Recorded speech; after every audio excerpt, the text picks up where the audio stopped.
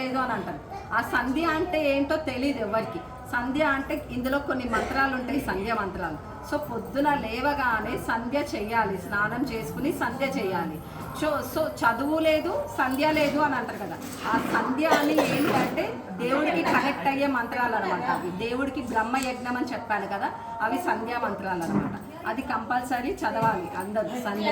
కాకపోతే అందరికీ రాదు కదా సంధ్యా మంత్రాలు, అందుకని గాయత్రి మంత్రం చదివితే సరిపోతుంది. దానితో సమానమే అనమాట సంధ్య మంత్రాలు.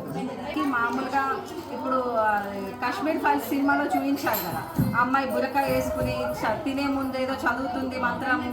మన దాంట్లో లేచినప్పుడు ఒక మంత్రము, స్నానం చేసేటప్పుడు ఒక మంత్రము, తినేటప్పుడు ఒక మంత్రము, కూర్చునేటప్పుడు ఒక మంత్రము, పడుకునేటప్పుడు ప్రతి దానికి మంత్రాలు ఉన్నాయి. కాకపోతే మనకి తెలీదు, వాటి గురించి అవేర్నెస్ లేదు ఎవరికి.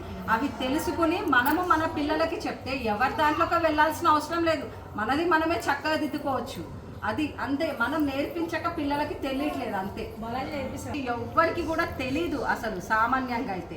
అది ఒకరి నుంచి ఒకరికి, ఒకరి ద్వారా ఒకరికి తెలుసుకోవడానికి ఆర్య సమాజ్ వాళ్ళు బాగా ప్రయత్నం చేస్తున్నారు, కానీ జనాలు తొందరగా కనెక్ట్ అవ్వట్లేదు. అది మెయిన్. మనము నాన్ వెజ్ బంద్ చేయమంటే బాధ అయిపోతుంది అంతే. అది యాక్చువల్గా ఏంటంటే మనము ఒక ప్రాణాన్ని హింసించి చంపి తినడము మహాపాపం. అందుకని అట్లా తినొద్దు అని అంటారు. మనకి దేవుడు ఏ వేదంలో కూడా చెప్పలేదు నాన్ వెజ్ తినమని చెప్పి.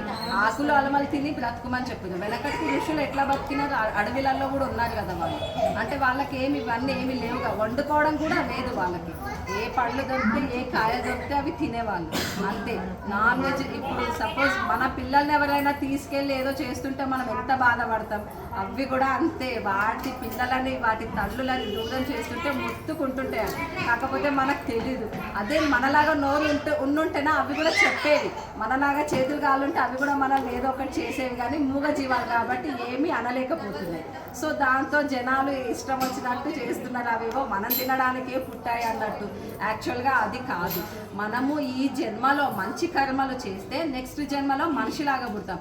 ఈ జన్మలో మంచి కర్మలు చేయలేదనుకో అలా పశుపక్షుల్లాగా పుట్టి అవి కర్మలు అనుభవించడానికి, అంటే ఇప్పుడు మనం పాపం చేసినాం, ఆ పాప పరిహారం అనుభవించాలంటే ఆ జన్మిచ్చిండు దేవుడు వాటికి. సో అవి అనుభవించడానికి మాత్రమే వాటిని అవి పుట్టించాడు. ఇప్పుడు చెట్లు తీసుకోండి సపోజ్, అవి అసలు వాటికి తెంపినా నరికినా రక్తం అనేది ఉండదు, మొత్తుకోవడం అనేది ఉండదు. అవి ఎన్నో జన్మల నుంచి పాపాలు చేస్తూ చేస్తూ చేస్తూ వచ్చాయి కాబట్టి వాటికి ఆ ప్లేస్ ఇచ్చినాడు. అంటే ఎక్కడికి కదలకుండా చేయకుండా ఉండి కనీసం ఈ జన్మలోనైనా నువ్వు 10 మందికి ఉపయోగపడు అని.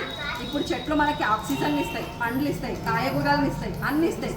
సో ఆ రకంగానైనా వాటి పాప పరిహారం చేసుకుని 10 మందికి ఉపయోగపడితే వాటి పాపం నశించిపోతుంది అనమాట. అది మనం చేసుకున్న కర్మలను బట్టే మనకి ఇంకో జన్మ ఉంటుంది అంతే. దాన్ని అంతకు మించి ఇంకేం ఉండదు.